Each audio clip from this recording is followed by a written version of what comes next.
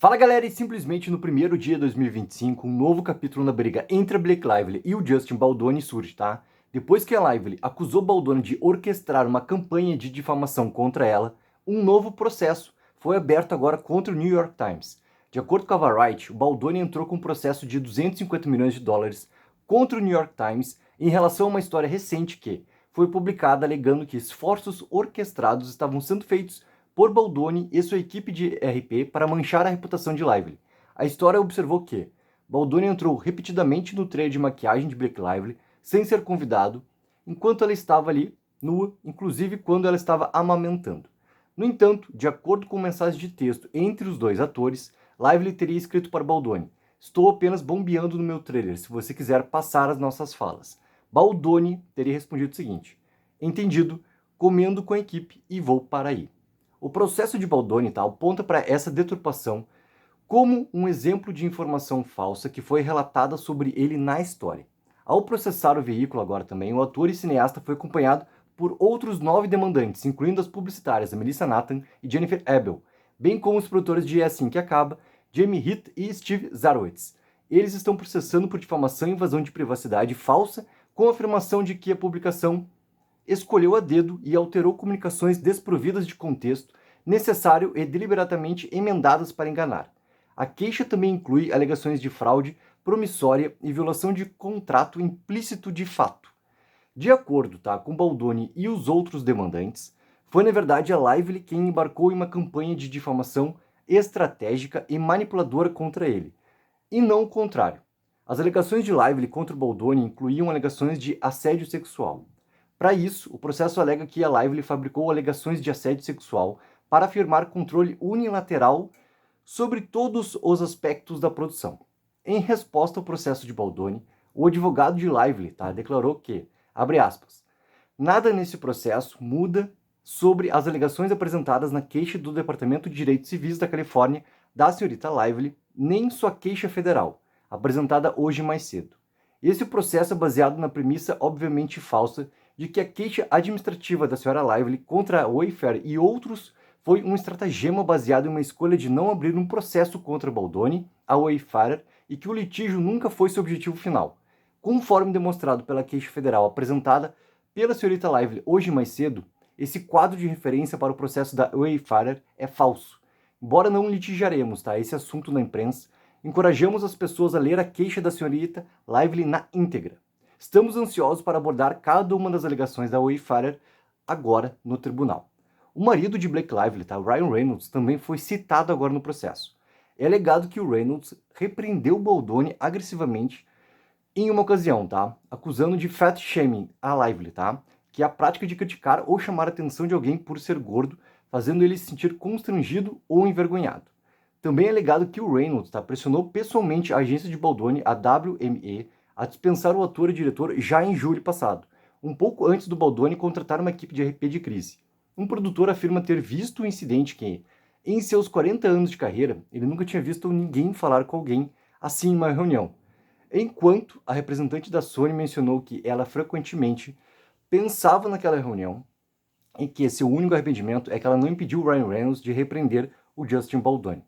O advogado Brian Friedman também observou que o New York Times se encolheu diante dos desejos e caprichos de duas poderosas elites intocáveis de Hollywood, desconsiderando práticas jornalísticas e éticas antes condizentes com a reverenciada publicação, usando textos adulterados e manipulados e omitindo intencionalmente textos que contestam sua narrativa de relações públicas escolhidas.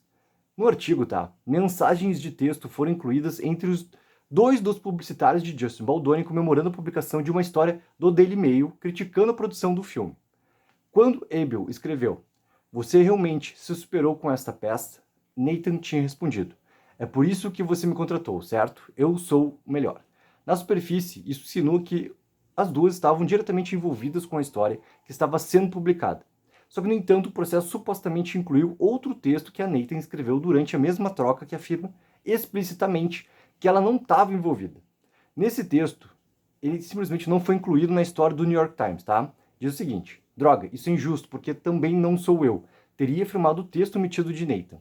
Além disso, o processo declarou o seguinte, A história do New York Times se baseou quase inteiramente na narrativa não verificada e egoísta de Blake Lively, citando-a quase literalmente ao mesmo tempo em que desconsiderou uma abundância de evidências que contradiziam suas alegações e expunham seus verdadeiros motivos. As alegações de má conduta sexual contra Baldoni também foram abordadas. Em resposta a uma alegação de que Baldoni descreveu a personagem de Lively como sexy, um texto enviado pela Lively estaria dizendo que um gorro é muito mais sexy em relação ao guarda-roupa da sua personagem.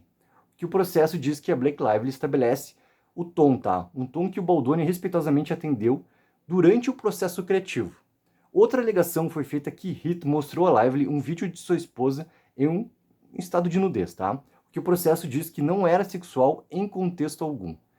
Abre aspas. O Times agravou suas falhas jornalísticas ao avançar criticamente as alegações infundadas de Blake Lively sobre assédio sexual contra Heath e Baldoni, com a queixa até mesmo rotulando aquela filmagem como pornografia. Essa alegação é patentemente absurda, conforme observado, tá, no texto.